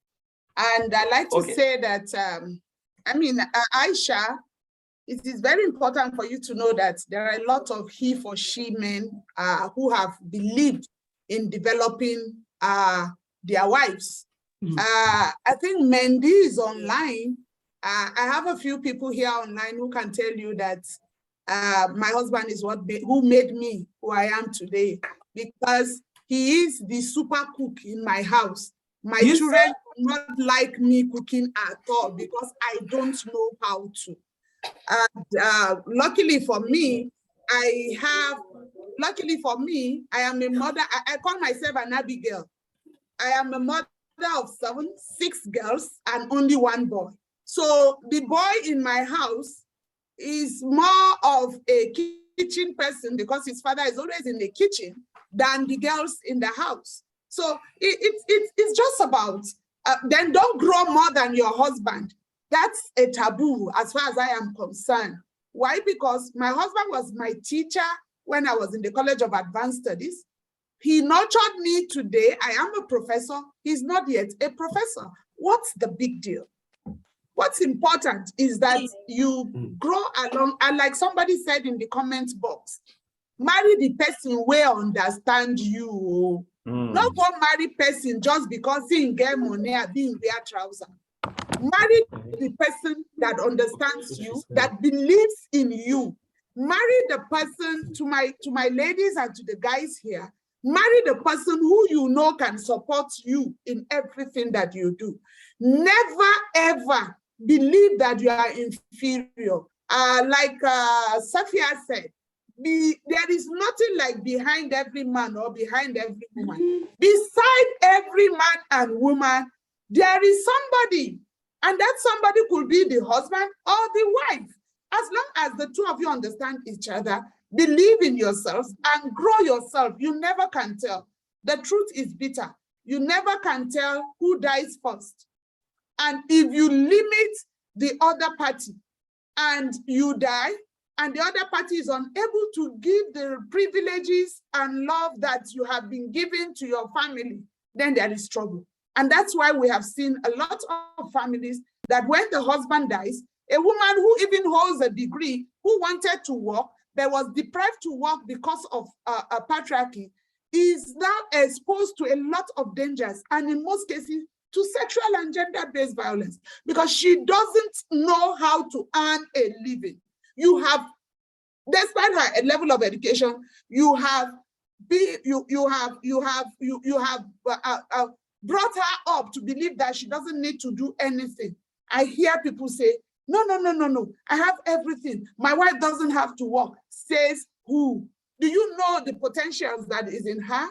Do you know what she can bring in to balance the home? And do you know what your husband can also be? So let's put our hands together without any gender segregation and move Nigeria forward. Thank you. Okay, thank you very much. We are running out of time. So, but I want to ask for permission. When Aisha was speaking, she said, she made mention of the fact that some women, before they do anything, they ask their husband for permission. So in this regard, we have a male hand up, and he wants to speak. We've gotten 2 contributions from the female gender. I want to ask the women on this platform for permission. Should I allow a man to ask one final question before we move Gender on? equity, go ahead. Absolutely. And you know, before they go ahead, I just love what happens, because you know, normally the women we just don't want to answer. Then later they will say, is there a woman?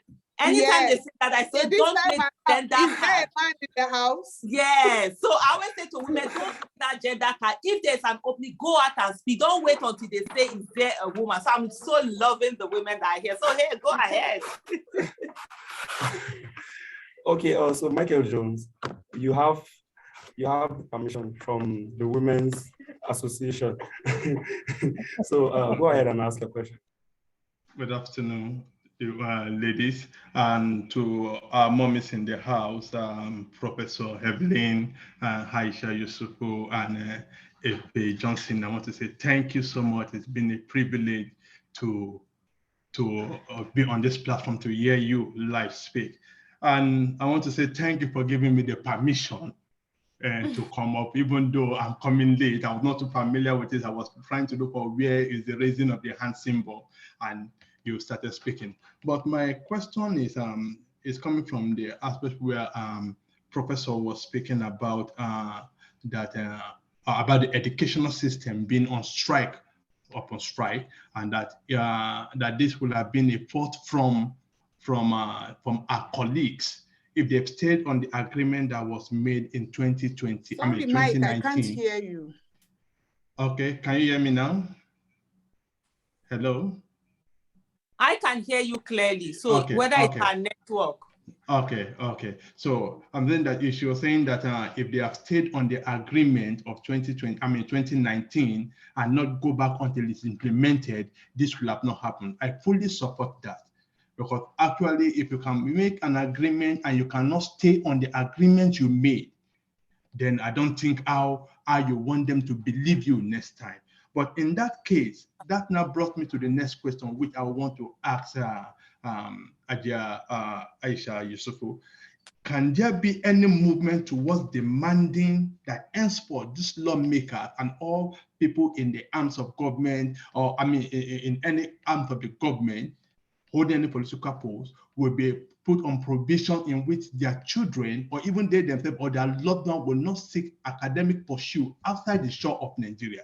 And if where they are even seeking this academic pursuit within Nigeria must not be private university, must be the public, because until this is done, because it's also applicable to the medical field, until this is done,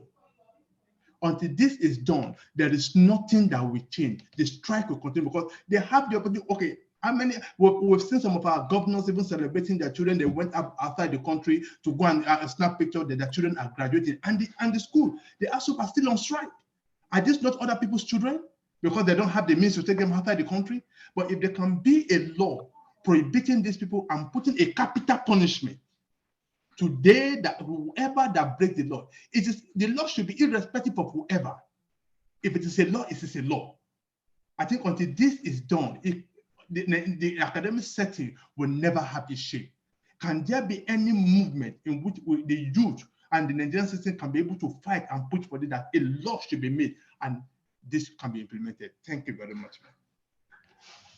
Thank you so much, Michael Jones. So if I get it right, the question was directed at me, so I'll take on and then my colleagues will go on. So we have an election coming up in the next 147 days on that's about 5 months, slightly less than 5 months, 4 months plus, we're going to have election. That's when we get to elect those that we go into the executive arm of government and the legislative arm of government. One of the things that Nigerians have neglected a lot is the fact that we neglect the legislative arm of government. We focus on the executive arm of government. The legislative arm of government, we have the councillors, of course, at the local government level. We have the state houses of assemblies and then the National Assembly. They are the ones who make laws. They make laws, they have oversight function, and they hold the executive accountable. Because the peculiarity of Nigeria, where things are always upside down, Ghana must go, have made us to have assemblies that are rubber stamp assemblies. So in something like this, it's the lawmakers that will make the law. So the thing is about who are the people that you are electing to go into the legislative arm of government. That's where we need to focus on. In as much as you do protest, because for you to get the protest, the kind of protest that will lead to changes like this, you need critical mass. And when normally they talk about this critical mass, it's always between 1 to 2% of the population. So in Nigeria, that would be you talking about maybe about 10 to 20 million people coming out on the streets and marching. Because a lot of this, what happens is that people just sit by the corner and they just want some few activists to march for them. For the last 4 or 5 years, I've been saying in Nigeria that we do not need more activists, we need more active citizens. And that's what we are seeing right now with the Nigerian youth that have said enough is enough, and going on with all the rallies they are having and saying they want to participate in the electoral process. So the best way to get this done is to get into office the people that can make those laws, so that to say, if you're going to be if you're going to hold either an elected position or an appointed position, then your children must school in Nigeria. They must not have access to private education. They must all be part of this. So that's the only way that that can be done. Let me digress a little bit where you didn't ask that question, but it all has to do with education. And I think some people might not like that. Like Hauwa said, we always say the truth the way it is, irrespective. I think Nigeria has gotten its acts upside down. There is so much focus on the university education. As far as I'm concerned, the Nigerian university education is absolutely too cheap. There is no way you're going to get the kind of quality you need to get with the prices that we're being paid in the public educational system. And I'm going to explain that. The main education, the public, if you want to have human capital development, a high one, the public education must be accessible. There must be good quality public education in terms of primary, nursery, primary, and secondary, early education and secondary. They are very key. But guess what? In Nigeria, we've neglected this part. A lot of people finish secondary school, they can't even read. People are getting to 10 years, they can't even read anything, 16 years. So you end up wasting all of their lives. And then when you get to university, the university is only for those whose parents were able to send them to private primary and secondary school, and they've paid so much money, and then they are the ones that have access to that. Meanwhile, that's where government is focusing on. The universities, why are our universities not autonomous? Why are universities still waiting for the government to be the one to carry them on? And people will say that, okay, yes, it might be too expensive. So this is the thing. The first thing you do, if you want a nation to develop, you need everybody to be educated to a certain extent. That's why in very advanced countries, they make sure that primary to secondary school education is compulsory and good quality ones are given. Because that education is not just for the good of the individual, it's for the good of the society. You don't want to have a, let me enter my wafi, you know, I'm a South person. When they say MU, person go just do like mumu. You understand that kind of thing, person no go school. You don't want that type. You don't want those kind of people. That's what has happened now. Because we have a lot of people who are not educated. What is the illiteracy has been weaponized in Nigeria. That's why when they come to politics, I've always said that politics without education is a disaster. So you have these people coming, they weaponize politics, they use it because they know the people don't understand what governance is. They don't even know the relationship between governance and their lives. So when you give that basic education, up to 16 years of education, then the person is educated in his own way. And I can tell you something. The secondary schools we went to, primary secondary schools, had more impact in our lives than the university we went to. And I'll use myself as an example. My parents struggled to send us to school. I was the fortunate one in the family. I got very good education. Initially, I went to a government girls secondary school, Kabo. If I had finished from that school, I tell you, I won't be able to speak English. But I was so sick, my parents had to remove me. They took me to BUK Staff Secondary School. I was one of the pioneer students. That's when I started, I left Form 2 to go to BUK Staff Secondary School and go and start Form 1. Other people that went to private primary schools, they came in from primary 5. The first essay they gave me to write, I didn't know what was full stop, I didn't know what was paragraph, I didn't know what was all of that. They used to make fun of me when I speak English because I couldn't speak English. And when they would finish laughing, I would say to them, how do you pronounce these words? But by the time we got into SS1, I was the best student in English. So you see, in my family, if I sit down and I'm speaking right now and my siblings are speaking, there's a stark difference. We all went to the same public universities, but we all went to the same public primary schools, but my own difference was the private secondary school that I went to, BUK Staff Secondary School. So that made a difference. So you see, the actual learning takes place in the primary and secondary schools section, but we are not focusing on that. University is for specialization. Is for the good of the individual. It's still the good of the society because we want more people to be specialized, but it's more for the individual than it is for the society. So that's why if you look at most other Western countries, they don't spend that much money on it. They tell you to pay for it, either take a loan or something. We come back to Nigeria. What will it be for us, for universities in Nigeria to be autonomous? The way private universities are operating, operate that way. And I'll give you examples for those that will say, oh, it will be too expensive, it will be this. First of all, the monies that you're spending for your primary school, for your secondary school, you will no longer have to spend it if you have good quality primary and secondary school public education. Everybody will have access to that. Then so you start saving for university when your children are small, right? You begin to save for that. Then we talk about the indigent students whose parents don't have money. But when they're able to get good primary and secondary school education, some people can even compete with people who have finished universities. They can do a lot. Nigerians are good with IT. There's so much going on that we can tap into. What India is doing, we can replicate it here. But because of the kind of thing we have, people's minds are not developed because they are not getting the right kind of education. They are intelligent, they go to school, they don't get the education, and they get into all sorts of trouble. So if you're able to carry that and say, okay, these indigent students, they have done, it's all the same primary, secondary. It's also what you have in Rwanda. The private schools have to be closing that because the government schools are so good. So they get scholarships. That's when you begin to give scholarship. Universities can give scholarships. State governments can give scholarship. Federal government can give scholarship. Local government can give scholarship. So even university, you can have scholarship for things like music, for sports. That's how you get people into it. And then it will be something like, oh, okay, you're doing what do you call this thing now? Loans, student loans and all of that. I am current, you know, ASU is happening, right? I will share something with you. How many of you here, just indicate in the chat box, how many of you here know that ABU has a distance learning program that they're doing both for O-level, for first degree and some master's degree for some courses? I am doing that program. I started, I did in 2019 when my youngest child finished secondary school and she was going to university. I also decided to enroll in university. I'm a science student. I read microbiology. Okay, yeah, Michael Jones says that he does. I do not know this, Rachel. So I'll come to that. So when my daughter finished school, I enrolled, I started law. I started law in 2019, Open University, Milton Keynes, and I finished my LLB May this year. So in March this year, as soon as I was rounding up my law degree, I wanted to do BSc Political Science. But ABU Zaria said, the long distance, they say I can't do it because I didn't do government and history in secondary school. I was a pure science student.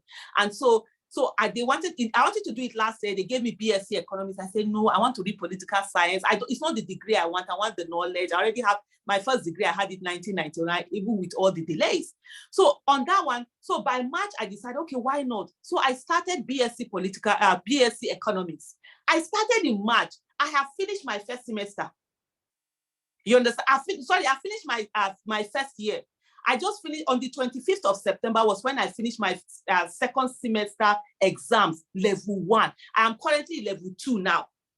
In short, I'm the kind of person, let me check out my, just hold on a bit. I'm those kind of ethical students, because I know I'm very busy. So this is, I don't know if any of you can see this, you will see economics, microeconomics, Eco 201. Because I've started, we've not started school, but I've started forming my notes, old school type and everything. It's an amazing program. How much do we pay? It's about 90,000. 10,000, is it 10,000 per course? You register 70 courses, then 20,000. Yeah, I'm reading a few courses. Then I'll be playing. People will think I'm not reading, but that's even when I was in school, that's how I read. I've started summarizing the whole thing. But it costs like per semester, it's about 100,000, less like 90-something thousand. And they have 3 semester system. So in the next few weeks, and by the way, for anybody who is interested, they are always registering. So if you go in today, the admission is always continuous. They have BSc, Economics, Sociology, Political Science, Business Admin, MSCs, even Masters in... I'm pay for advert too. Okay, I'm so sorry, but it's such a wonderful program and opportunity, you understand? Even Masters in Public Health, because in the year 2000, when I finished my first degree, I finished NYC in the year 2000, I wanted to do Masters in Public Health with my BSc Microbiology. ABU said I can't do it because I'm not a medical doctor. That was why I ended up with going for Masters in Pharmaceutical Microbiology. But they are doing it right now. So these are opportunities people go, why am I explaining this?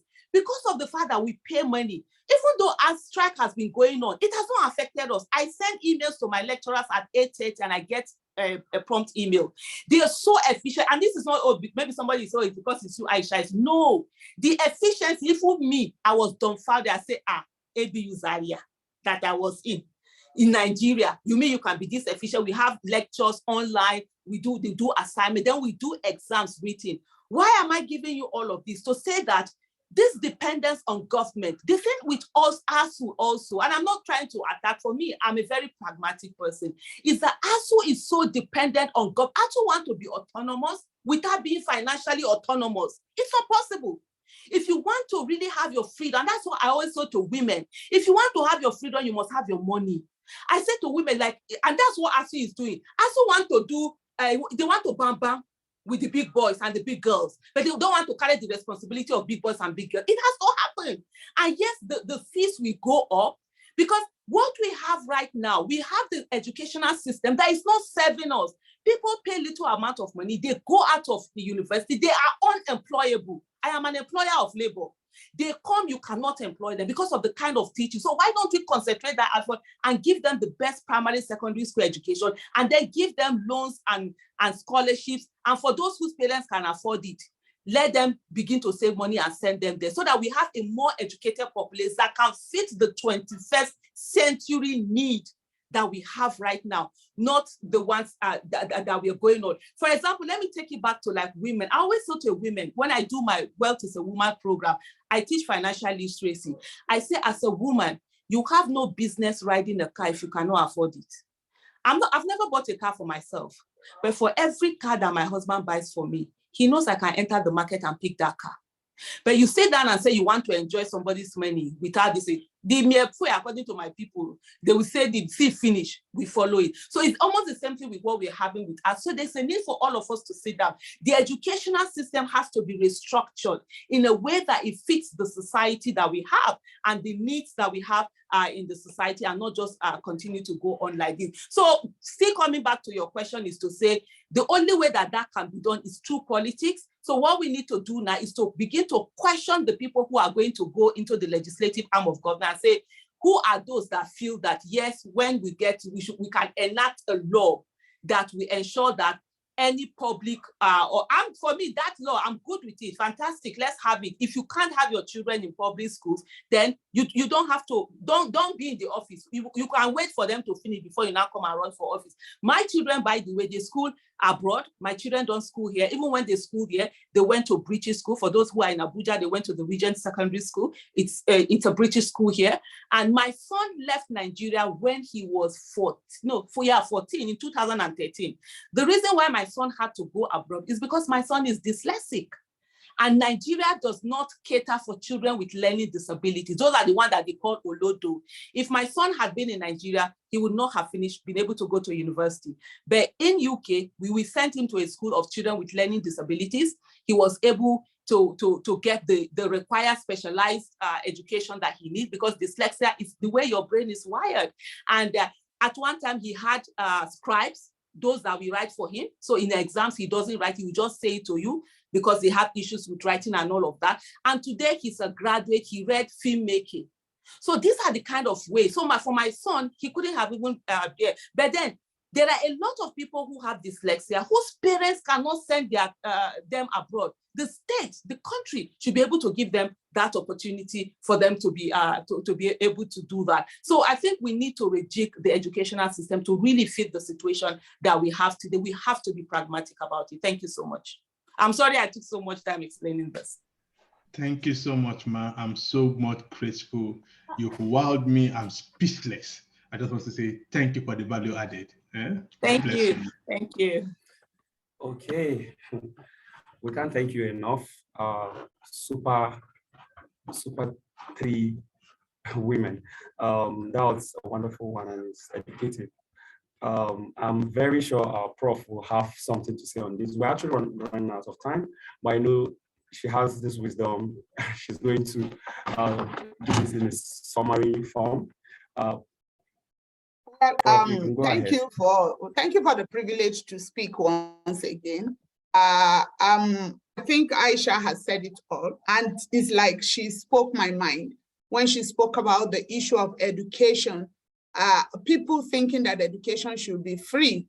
The days have gone by when education was free. And if you look at the value of education as at that time when people got free education, and comparing it to the world-class level of education that we have today, go to all these international schools, they're not free. Yes, they give scholarships to people who cannot afford, but then they also charge people who can afford to be able to give scholarship to those who cannot afford. As long as we continue to say that education in Nigeria is a right and must be free, then we are going to continue to succumb to ASU strikes, whether we like it or not. On a very serious note, Nigerian lecturers are not properly paid, and that is what is affecting their output. I know that there are targets that are given to lecturers in the USA and even in a briefing, that you must be able to attract something. So if you're not attracting something and you want to get something, it becomes difficult. So we need to move away from what we think must continue. Nigeria used to be wealthy, I agree, but teachers have always been the least paid. I am not happy. As a professor of how many years, my salary is is still within 400,000. Does it really make sense? Can I survive in Nigeria with that amount of money? I have children who must go to school. So if we improve the level, the standard of living of those who are willing to teach our children. Somebody is hungry, you're asking him to teach. How can? Is it possible? And then why do we have corrupt teachers who take money from their students? Because what they take home cannot take them even to the gates of the university, not to talk of taking them home. So there's a need for us to re-strategize. There's a need for us to rethink, regig our thinking, and begin to move the nation forward. Let's not be thinking about ourselves as long as I am comfortable, to hell with everybody. No, let us begin to think of Nigeria as our nation, our property, and that it must survive. For me, what is important is the survival of this country. What is important is for me and you to be able to eat at least 3 square meals. All the other luxuries can come if you work hard, because you must work hard to be able to take yourself home. And yes, there's the need for our lecturers to also begin to think of how to attract grants for the institutions that we run. Thank you. Okay, thank you, Prof. Thank you also. Let me just quickly add to what Hauwa has said. I think that mentality we have that the reward of teachers is in heaven, please, we should drop it. Now, they need to be paid and paid adequately. And I think also, Prof, what you just said now about attracting grant, there's also another thing, old students. We also, something can be done about it, because like you have in the university where people are donating blogs or they build the faculty. Yeah, the alumni, they can do something. I think there's also a need for universities to also see how they can roll that, because there are a lot of people. There are some schools in Nigeria that have produced like 6, 7 presidents. 6, 7 presidents. Where is the value? There are a lot of people who are doing so well as I think we need to come back and give back to our schools. Thank you so much.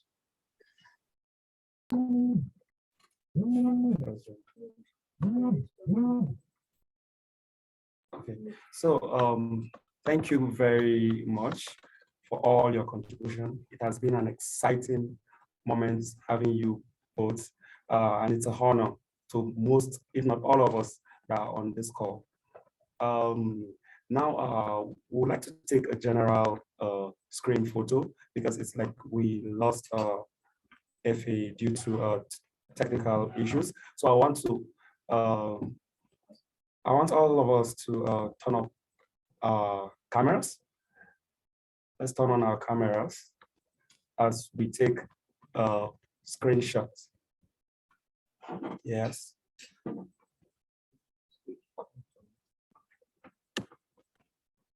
Yes, that's good. Keep that coming. Turn on your camera.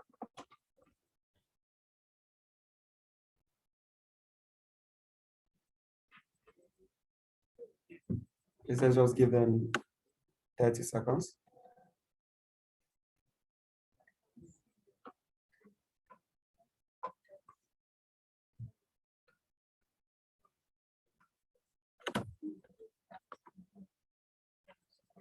So we're going to take this in 20 seconds. So let's endeavor to turn on our cameras.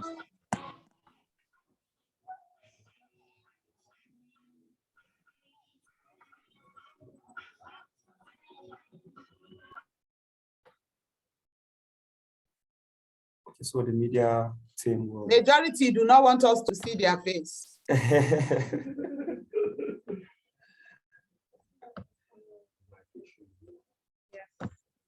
Okay, I think we'll just go ahead and take the screenshot. We don't have time. The media units, can you, when you're done, just let us know.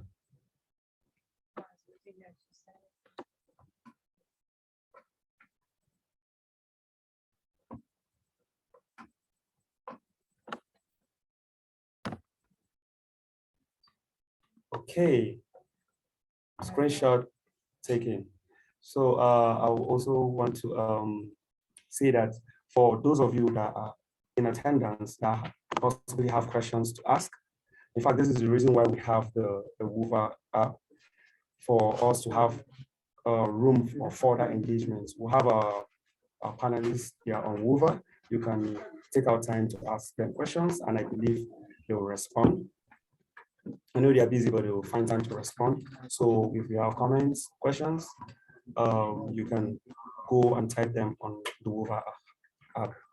And then I want to also ensure attendees that this is just day one.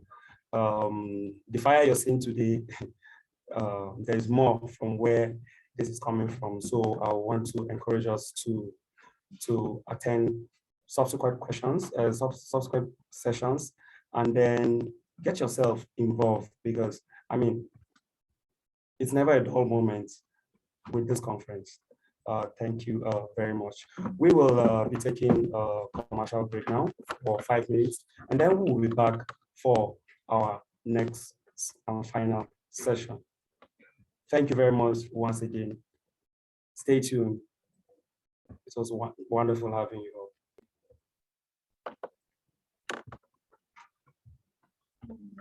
Thank you so much, moderator. You did amazing. You actually brought out the session and put life into it. Thank you so much. Well done. Thank you so much. I appreciate it. Bye-bye, everyone. Bye, Ma. Thank you. Bye, everyone. Bye.